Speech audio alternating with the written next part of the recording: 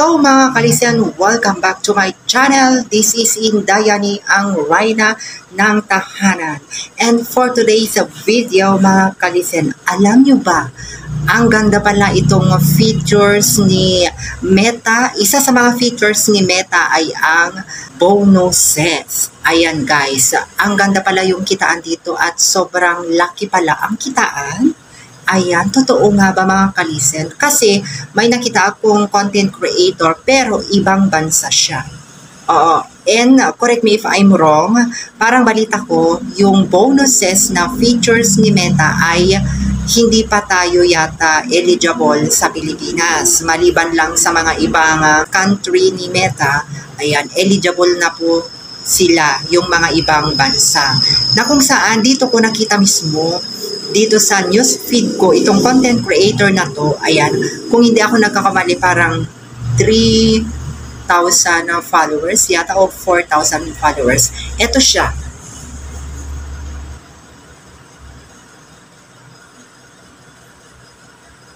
Ayan siya guys. So, nagulat ako sa kanyang pinost.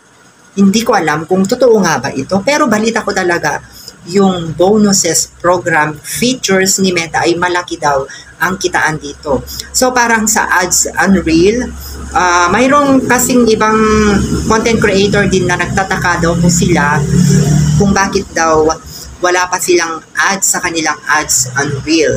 Alam niyo mga kalisen, ito pati ako wala din po akong ads sa ads Unreal. Kasi po yung ads Unreal ay mismo si Meta po ang mag-i-invite sa atin. Mapalad ka kung ikaw ay nabigyan ng pagkakataon na ma-invite ni Meta sa ating ads Unreal. Kaya nga naman hindi natin maipagkakaila na maraming gumagawa sa ating mga reels para sila ay maimbitahan. Yun din sa akin ako guys, hindi rin ako naimbitahan sa ads Unreal.